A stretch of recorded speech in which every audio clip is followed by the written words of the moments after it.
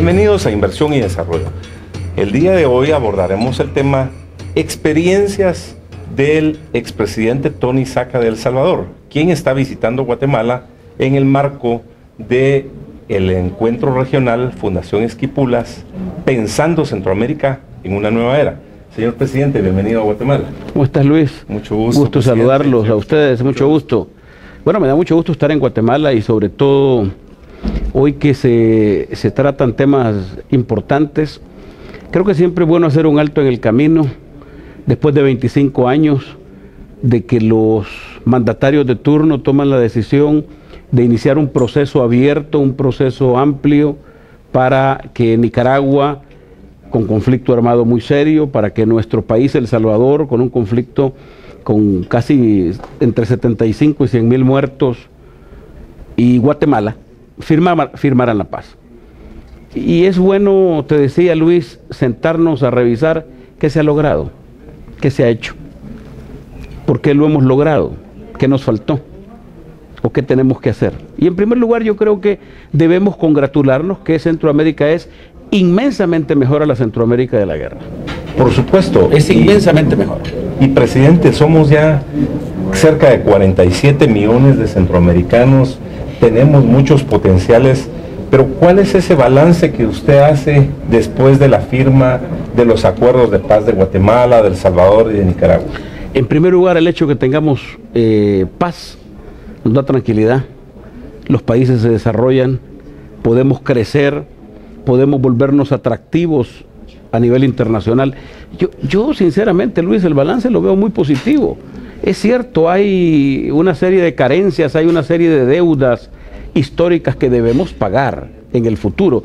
Y cuando te digo debemos, es que todos los países, los ciudadanos, que somos los que integramos estas naciones, debemos lograr pagar estas deudas. Hay problemas muy grandes. Sin embargo, creo que el hecho de terminar con la guerra, significando esto, el acallar las armas, el terminar con tanques, el terminar de comprar, el que no muera gente principalmente, creo que es un avance muy grande. Yo veo positivo la región, veo a Centroamérica en términos generales bastante sana, en aspectos democráticos. Creo que después de la paz vino la democracia, y la democracia tenía que llevarnos al desarrollo, y por ahí es donde todavía hay algunas deudas que tenemos que ir cancelando. Y en ese desarrollo precisamente es donde tenemos que enfocarnos, pero usted y yo somos un poco más jóvenes, y no digamos Luis, cuando se firman los acuerdos de Esquipulas 1 y Esquipulas 2, ¿cuál es ese balance que hacemos para la Centroamérica del siglo XXI? Mira, yo recuerdo, fíjate Luis, yo tenía, tengo 47 años, quítame 25, era un joven, sí, un muchachito que observaba al fallecido presidente Duarte en aquel momento que firmó estos acuerdos, que por cierto cuando ya te cuentan interioridades que para mí todavía siguen siendo secretos de Estado, cómo se firmó, cómo se acordó, porque yo he platicado con algunos actores, algunos que ya fallecieron, y nos cuentan las grandes diferencias que existían en el país, en los países. Yo en términos generales creo que primero nos dejó la paz, nos dejó una democracia fortalecida, nos dejó la obligación y la claridad de que cualquiera de nuestras acciones está dirigida al respeto a los derechos humanos.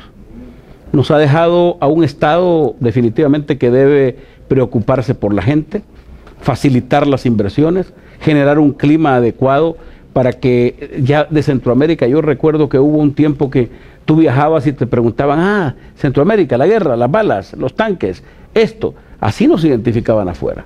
Y todavía hay algunas películas en el cable que tú observas y que nos ponen en una situación de desventaja tremenda. Hoy ya es otro momento. Así que yo en términos generales creo que lo primero que nos ha dejado, gracias a Dios, ese proceso de hace 25 años, no solamente es la paz, sino que también es la democracia. Somos democracias jóvenes, ojo. Hay veces nosotros nos volvemos más exigentes que los exigentes. Somos democracias jóvenes, somos democracias que irán madurando con el tiempo. De repente nos alborotamos, que hay un conflicto de poderes, y eso es normal. En los países democráticos, mientras exista institucionalidad democrática, instituciones sólidas, serias, que resuelvan estas diferencias, hombre, el futuro es promisorio.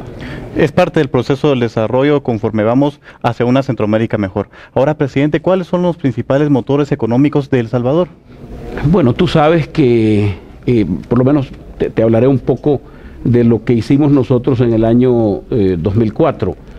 Nosotros sabíamos que El Salvador había estado durante una década creciendo al 1,5-2%. Era terrible. Nadie tiene que sentarse a celebrar un crecimiento del 2%. Hubo de alguna manera la idea de que nosotros fuéramos una zona de maquilas nada más. Yo no menosprecio la maquila, al contrario, creo que es una extraordinaria oportunidad para generar empleo para la gente humilde de nuestros países. Pero tú no le puedes apostar solo a la maquila, porque en ese proceso descuidamos la educación. En ese proceso descuidamos la tecnología. En ese proceso matamos al agro casi. Ojo, en El Salvador se le apostó durante muchos años a hacer un centro regional de servicios, a hacer un centro en donde la agricultura y ciertas cosas, decían los técnicos, los iluminados de la época, no, eso lo importamos. Y empezamos a sustituir las cosas que producíamos, empezamos a matar la industria para importar. Y ese creo que no fue un paso adecuado. Entonces, cuando yo llego en el 2004, decido apostarle a la agricultura. Hicimos un quinquenio del agro extraordinario. Creo que le apostamos no solo a la agricultura de subsistencia, que es la de nuestro campesino, sino a la agricultura en general. Le apostamos al turismo, creamos el Ministerio de Turismo, y eso ha sido una de las mejores apuestas que hicimos. Y también le apostamos, por supuesto, a firmar tratados de libre comercio, a mejorar nuestras exportaciones, especialmente con nuestro principal socio, que hoy por hoy pasa un momento muy difícil como es Estados Unidos. El San Salvador es una de las ciudades más reconocidas del país Salvador. ¿Qué otras regiones son también un gran potencial y modelo de desarrollo económico también de El Salvador? Bueno, yo diría, para las personas que tienen algunos días de no viajar a El Salvador, que recientemente se ha casi terminado un proyecto que comenzó en mi gobierno con los fondos del milenio. El Salvador clasificó como país de renta media baja por supuesto, al clasificar logramos obtener 460 millones de dólares y se ha construido la carretera longitudinal del norte, que es una carretera que une 94 municipios en todo el norte del país, pasando por las zonas más deprimidas de la zona de Santa Ana, de Chalatenango, Cabañas, Morazán y hasta La Unión. Tú puedes perfectamente unir las fronteras de Guatemala, pasar por toda esa carretera y llegar al puerto de La Unión, por ejemplo. O puedes perfectamente, sin necesidad de llegar a San Salvador, viajar al oriente del país a través de la longitudinal del norte. Es un proyecto, una gran apuesta que hicimos y que le ha dado continuidad al presente gobierno. Cuando tú vas a El Salvador, te das cuenta que la guerra obligó, por la descentralización que obligó la guerra, a que regiones del oriente del país como San Miguel se convirtieran, incluso me atrevería a decir yo que antes que Santa Ana era el segundo departamento del país, ahora es San Miguel. San Miguel, además de la parte agrícola, es uno de los departamentos, solo San Miguel recibe más de 1.200 millones de dólares en remesa. Imagínate lo que significa para un solo departamento. Por lo tanto, hay un desarrollo extraordinario, lo mismo que en Santa Ana, en el occidente, que es fronterizo con Guatemala, y de ahí puedes tú analizar cómo crece la capital. Aparte de la capital, ahora San Salvador ya son 19 municipios, no solo la ciudad capital, sino el departamento, el Gran San Salvador, 19 municipios con una infraestructura carretera de primer nivel y sobre todo con un desarrollo, por ejemplo, al Puerto de la Libertad, que es la zona costera más cercana a la capital, en donde actualmente se construyen más de 20.000 casas, por ejemplo, en esa carretera.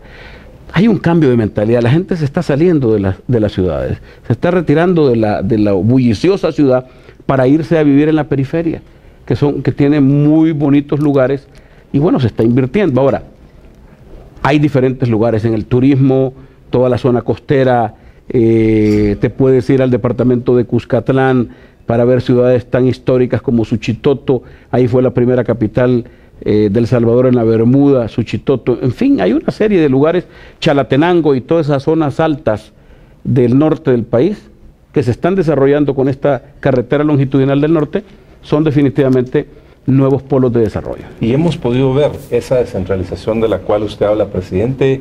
Nosotros personalmente hemos cruzado varias veces El Salvador completo y conocido sus distintas ciudades. Es fácil, además porque en poco tiempo lo recorres. Sí, es un país pequeño. Nos gusta ver esa calidad de carreteras y la infraestructura que se implementó durante su gobierno.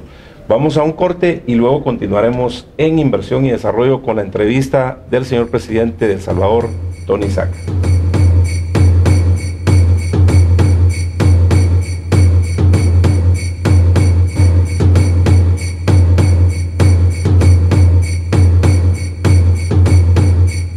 Continuamos con Inversión y Desarrollo. Señor presidente, leer la historia de nuestra Centroamérica es bien interesante.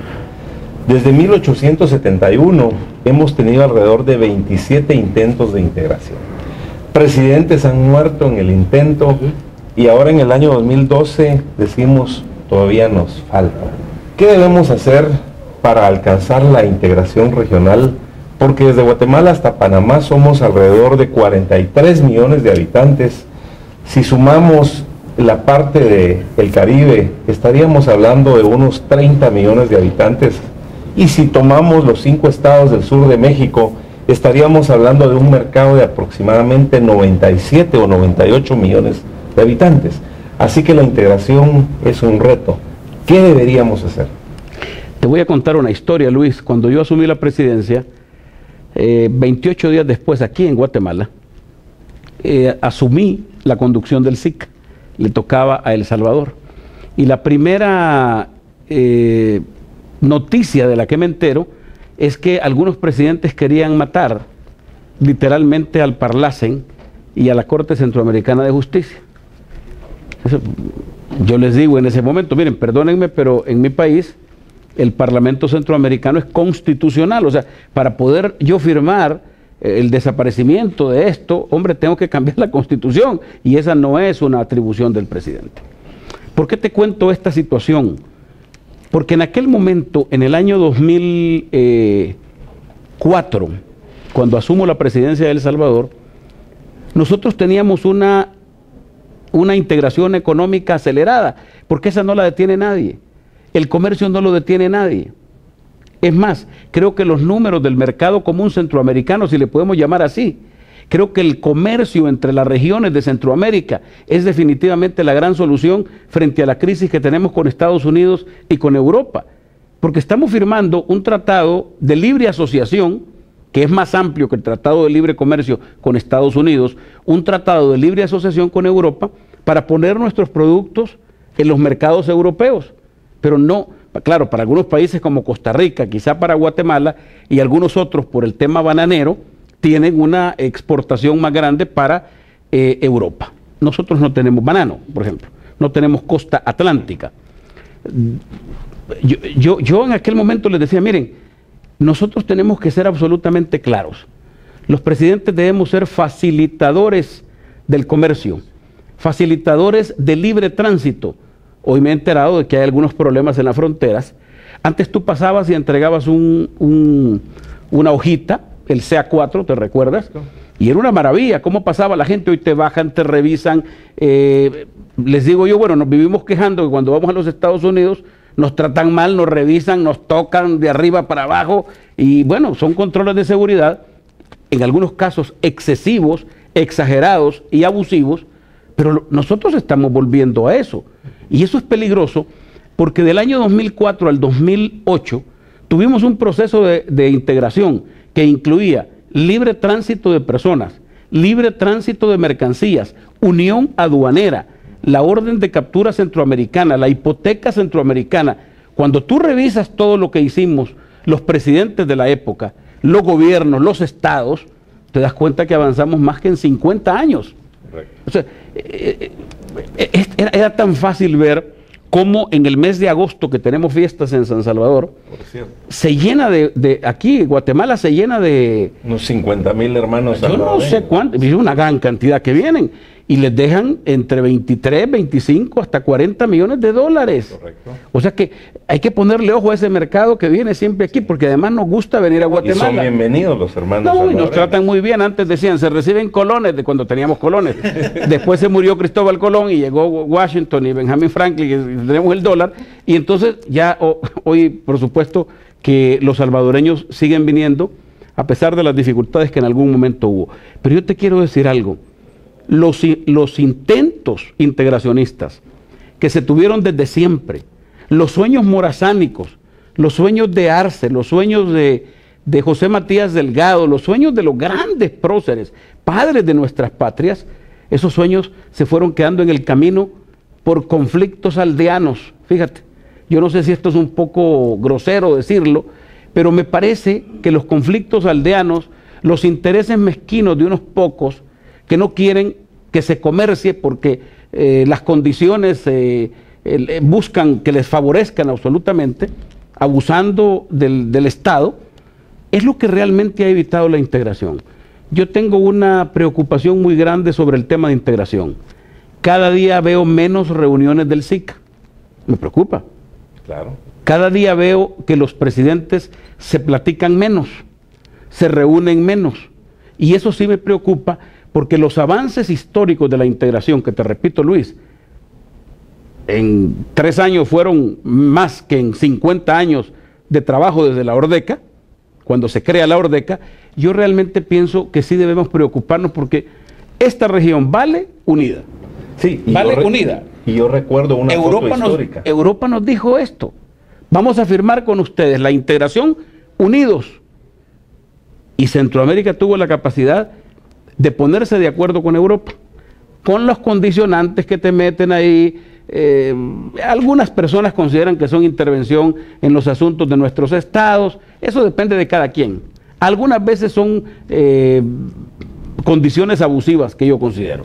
Y yo recuerdo una reunión pero se logró del presidente Tony Saca precisamente con el presidente Berché, cuando se reúnen en la frontera de Valle Nuevo y declaran el libre tránsito. Y esa es la actitud y además que quisiéramos ver de los demás países, por ejemplo de Costa Rica.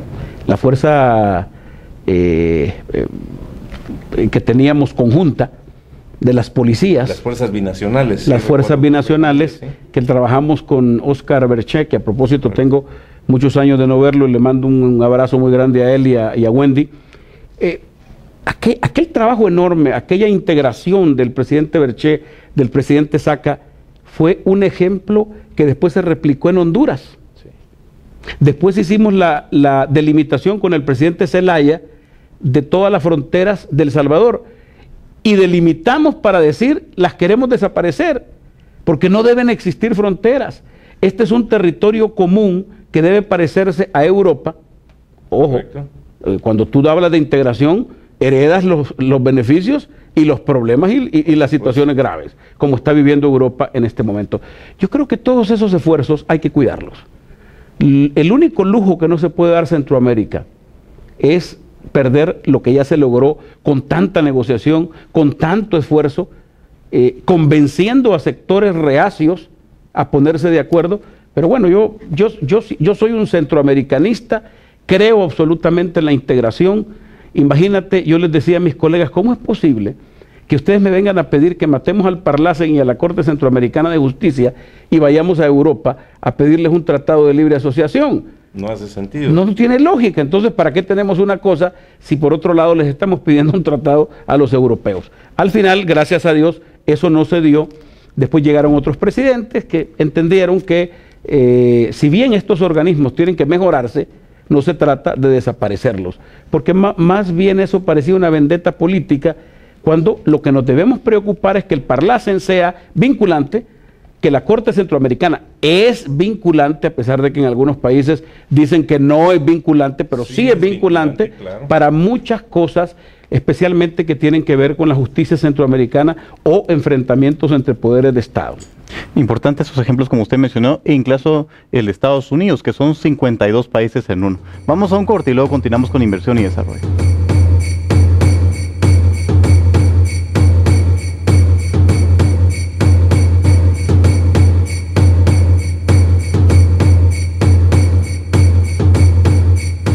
Continuamos con Inversión y Desarrollo y la entrevista con el presidente Saca de El Salvador. Presidente, vemos aquí reunidos en este foro regional Esquipulas varios expresidentes de Centroamérica, de Suramérica, pero ¿qué debemos de hacer y aportar estos elementos a este tipo de eventos para poder ya concretar la integración centroamericana y regional? Bueno, en primer lugar creo que los actores de primerísima línea son los jefes de Estado. Este día que realizamos esta entrevista, los presidentes de Centroamérica se reúnen en Managua. Seguramente cada reunión de presidentes de Centroamérica tiene grandes objetivos, objetivos comunes, porque esta es una patria que tiene claridad de su futuro en la medida que nos vayamos uniendo. Yo tengo la impresión de que el mercado centroamericano es la solución a nuestros problemas. Fíjate las cifras, tú que fuiste ministro de Economía, Luis. Fíjate las cifras que teníamos en el mercado común centroamericano o lo que comerciábamos. Si nuestro principal socio, después de los Estados Unidos, en el caso de El Salvador, es Guatemala. América para nosotros, también bueno, El Salvador. Claro, El Salvador. Entonces, y así ves que el siguiente es Honduras y después Nicaragua. Nos necesitamos. Y quizá Costa Rica, a su ritmo, lo cual hay que respetar porque son decisiones políticas de cada país, a su ritmo. Yo creo que todos estamos comerciando. Cada día vemos más productos centroamericanos. Y a mí me alegra. Porque ¿cómo es posible que negociamos el Tratado de Libre Comercio con Estados Unidos? Yo tuve muchísimo que ver en esa más que negociación, en esa ratificación en el Congreso de los Estados Unidos y en el Congreso de mi país. Usted ha sido un empresario exitoso y conoce muy bien el tema de desarrollo económico, pero también hay un gran reto en toda la Centroamérica profunda. Alrededor del 57% de la población está en pobreza y pobreza extrema. Tenemos océanos pacíficos y atlánticos, tenemos lagos, tenemos recursos hídricos, tenemos gente con un espíritu emprendedor importante. Y por cierto que el día de hoy he moderado el foro panel de desarrollo económico y social con equidad en Centroamérica. ¿Qué debemos hacer para aprovechar todas esas fortalezas, todas esas oportunidades? Y que no sigamos hablando de potenciales, sino que hablemos de realidades para alcanzar el desarrollo económico, para atraer más inversiones, para generar millones de empleos y para que haya empresas exitosas como las hay en Guatemala, en El Salvador, en muchos países que tienen la capacidad de convertirse en empresas continentales inclusive. Yo le decía a mis colegas que mientras los políticos duermen o discuten temas que a lo mejor no les son interesantes a los países o a los ciudadanos, el comercio crece porque es imposible detener el comercio. Por esa razón, la clase política de Centroamérica tiene que ponerse a la altura de lo que las exigencias tienen. Mira, nosotros además de los tratados de libre comercio, además de las oportunidades de constituir estados fuertes, estados de derecho, países con estados de derecho fuertes, en donde las cortes respondan, en donde se resuelva la justicia, en donde no tengas que verle la cara al que le vas a resolver, sino que se resuelva de acuerdo a derecho. Cuando todo esto existe, los inversionistas vienen, pero no nos debemos olvidar de la inversión que ya tenemos en Centroamérica.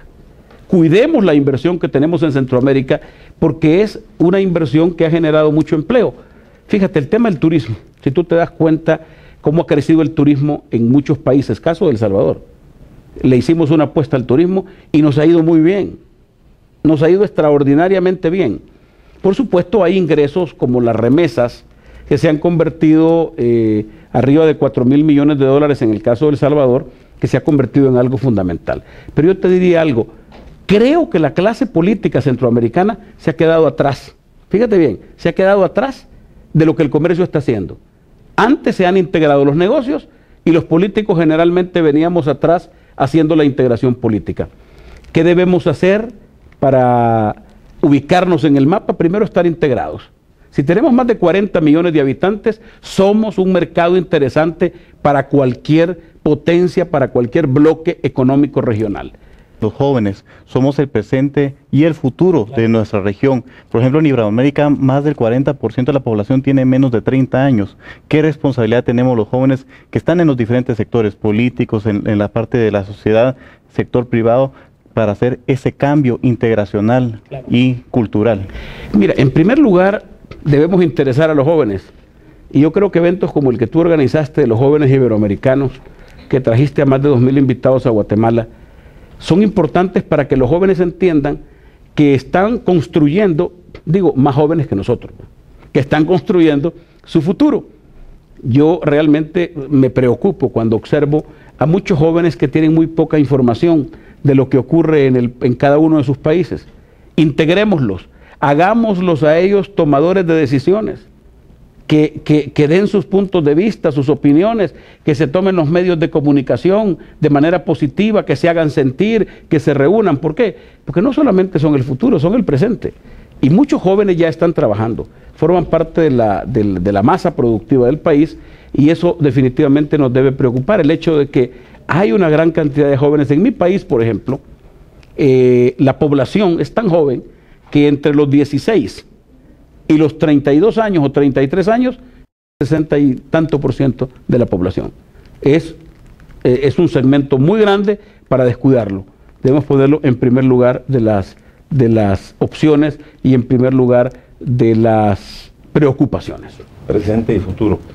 Presidente, para concluir, ¿cuál es su mensaje final para toda la población centroamericana, los distintos países que nos ven, para que vean a esa Centroamérica del siglo XXI, que estamos repensando ese futuro, que queremos aprovechar todas las bondades de la tecnología, todas las oportunidades que hay, todas nuestras fortalezas, pero que veamos a una Centroamérica desarrollada? Usted lo decía muy bien, en el siglo XVIII nuestro reto era lograr la independencia y buscar un mejor camino.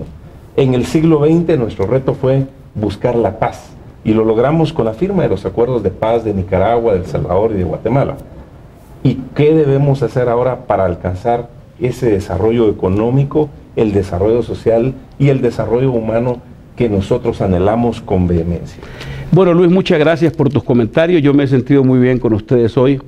He dado algunos comentarios que reflejan mis puntos de vista de una experiencia gubernamental de 5 años. En primer lugar, quiero decirte que, y a las personas que nos ven, que ya nos dejemos de quejar, que nadie nos va a venir a hacer la tarea. Antes andábamos esperando que los amigos internacionales, que Estados Unidos nos va a ayudar. Nadie nos va a ayudar. El mundo está tan emproblemado que están resolviendo sus propios problemas. Lo que debemos hacer es unirnos, seguir integrando a Centroamérica, seguir uniendo la capacidad productiva, reindustrializar a Centroamérica, traer más empresas de fuera, cuidar las empresas de dentro y decir claramente que si no hacemos las cosas bien, si no nos ponemos las pilas, nos vamos a quedar a la saga. Nadie nos va a resolver nuestros problemas, solo nosotros. Por esa razón el llamado a los centroamericanos es a que estemos unidos y que todos los avances de integración que se han tenido los aprovechemos de una vez por todas. Yo les agradezco a ustedes, les agradezco a los guatemaltecos, que Dios los bendiga, que Dios bendiga esta tierra guatemalteca y por supuesto que bendiga también a toda la tierra centroamericana, que es una sola región que luchó por años por integrarse y hoy ya casi lo estamos logrando. Hay un avance muy grande, nos van quedando un par de cosas pendientes, pero la verdad es que se han hecho bien las cosas en muchas áreas y lo que falta por corregir, hombre, corrijámoslo. Pero no esperemos que nadie nos haga la tarea, porque los únicos responsables del futuro somos nosotros. Presidente, primero Dios, nos vamos a poner las pilas y vamos a trabajar en equipo todos los países centroamericanos. Muchas gracias, Luis. Ha sido un gran gusto tenerlo aquí en Guatemala. Presidente, mucho gusto. Muchas gracias. Cuando vamos a El Salvador y a cualquier otro país de Centroamérica, también nos sentimos como hermanos y como nuestra tierra. Aquí nos sentimos bien tratados. Gracias. Nos vemos la próxima semana en un programa tan interesante como el de hoy. Todo lo que te quiero no te podría cambiar, es tanto lo que te debo, tú formas parte de mí, pues tú compartes mis sueños, todo te lo debo a ti, porque eres la tierra donde yo nací. Cuando pienso en mi Guatemala, el más bello paraíso, tan grande en historia, tan lleno de